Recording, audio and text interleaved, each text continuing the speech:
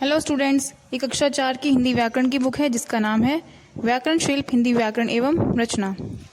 अब है आपका पाठ 7 सर्वनाम, जिसे हम इंग्लिश में कहते हैं प्रोनाउन। नीचे लिखे वाक्यों को पढ़िए। स्नेहा स्नेहा की माँ के साथ बाजार गई। दूसरा है नेहा और पुनीत स्कूल बस का इंतजार कर रहे हैं। नेहा और पुनीत की बस आ गई। तीसरा है मैं वरुण और गरिमा बाजार जाएंगे। मैं वरुण और गरिमा बाजार में खिलौने खरीदेंगे। संज्ञा शब्दों को बार बार लिखना या बोलना ठीक नहीं लगता। जैसे हमने बार बार स्नेहा का प्रयोग किया, बार बार नेहा और पुनीत का प्रयोग किया है, तो संज्ञा के स्थान पर यह, वह, इस, उस, हम, मैं आदि शब्दों का प्रयोग किया जाता है। ठीक है। ऊपर लिखे वाक्यों को फिर दोहराएं। ऊपर लिखे वाक्य क्या थे? स्नेहा स्नेहा स्नेहा की माँ के साथ बाजार गई, तो उन्होंने बोला है स्नेहा अपनी माँ के साथ बाजार गई। तो स्नेहा का प्रयोग हम दोबारा ना करके अपनी का प्रयोग करेंगे, क्योंकि वो उसी के लिए प्रयोग हो रहा है। स्नेहा अपनी माँ के साथ बाजार गई, तो अपनी हमारा क्या हो जाएगा? सर्वनाम। दूसरा है नेहा और पुनीत स्कूल बस का इंतजार कर रहे हैं, उनकी बस आ गई। लेकिन पहले हमने क्या बोला था? नेहा और पुनीत स्कूल बस का इंतजार कर रहे हैं, नेहा और पुनीत की बस आ गई। तो हमने नेहा और पुनीत का प्रयोग दोबारा ना करके बोला है उनकी बस आ गई, तो उनकी हमारा सर्वनाम हो जाएगा। मैं, वरुण और गरिमा बाजार जाएंगे, हम वहाँ खिलौने खरीदेंगे। ठीक है। तो हमने पहले क्या लिखा था? बोला था मैं, वरुण और गरिमा बाजार जाएंगे, मैं, वरुण और गरिमा बाजार में खिलौने खरीदेंगे। तो उनका प्रयोग दोबारा ना करके हमने उसकी जगह हम का प्रयोग किया है।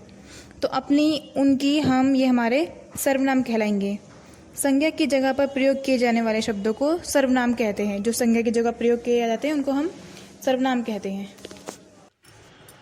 कुछ सर्वनाम शब्द हैं मैं, तुम, यह, वह, आप, कोई, कुछ, कौन, क्या आदि।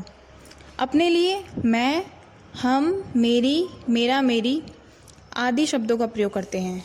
दूसरे के लिए तू, तुम, तुम्हारा, तुम्हारी आदि शब्दों का प्रयोग करते हैं। ठीक है। सर्वनाम के अलग अलग रूप। संज्ञा की संख्या एक से अधिक होने पर सर्वनाम का रूप बदल जाता है। जैसे एक तरफ देखा इन्होंने एक वचन, दूसरी तरफ बहुवचन। तो मैं का हो जाएगा हम, मेरा, हमारा, मुझे, हमें। तू, तुम, तेरा, तुम्हारा, उसे, तुम्हें, उसने, उन्होंने, वह, वे, यह, ये, इसका, इनका, उसका, उनका। सर्वनाम के 6 भेद होते हैं। पुरुषवाचक सर्वनाम, निश्चयवाचक सर्वनाम, अनिश्चयवाचक सर्वनाम, प्रश्नवाचक सर्वनाम, संबंधवाचक सर्वनाम और निजवाचक सर्वनाम। पुरुषवाचक सर्वनाम क्या होता है? जिन सर्वनाम शब्दों का प्रयोग बोलने वाले, सुनने वाले तथा अन्य व्यक्तियों के लिए किया जाता है वे पुरुषवाचक सर्वनाम कहलाते हैं। जैसे उत्तम पुरुष, मध्यम पुरुष और अन्य पुरुष। उत्तम पुरुष बोलने वाले के लिए प्रयोग होता है या अपने लिए प्रयोग होता है, जैसे मैं, मेरा, मैंने आदि। और मध्यम पुरुष सुनने वाले के लिए, मतलब दूसरों के लिए प्रयोग होता है, जैसे तू, तेरा, तुम्हारा आदि। अन्य पुरुष किसी और के लिए प्रयोग होता है, अन्य लोगों के लिए, वह, वे, उसका, उनका आदि। अब है निश्चयवाचक सर्वनाम। जिन सर्वनाम शब्दों से किसी व्यक्ति या वस्तु का निश्चित बोध हो उन्हें निश्चयवाचक सर्वनाम कहते हैं, जैसे यह, वह, यही, वही आदि। अब है अनिश्चयवाचक सर्वनाम। जिन सर्वनाम शब्दों से निश्चित व्यक्ति या वस्तु का बोध ना हो उन्हें अनिश्चयवाचक सर्वनाम कहते हैं, जैसे कोई, कुछ, किसी, किन्हीं आदि। प्रश्नवाचक सर्वनाम। जिन सर्वनाम शब्दों का प्रयोग प्रश्न के लिए किया जाता है उन्हें प्रश्नवाचक सर्वनाम कहते हैं, जैसे कौन, क्या, किसने आदि। ये हमारे प्रश्नवाचक सर्वनाम हैं।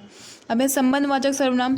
जिन सर्वनाम शब्दों का वाक्य में प्रयुक्त संज्ञा या सर्वनाम संबंध बताने के लिए प्रयोग होता है या प्रयोग किया जाता है उन्हें संबंधवाचक सर्वनाम कहते हैं, जैसे जिसे, उसे, जिसकी, उसकी आदि।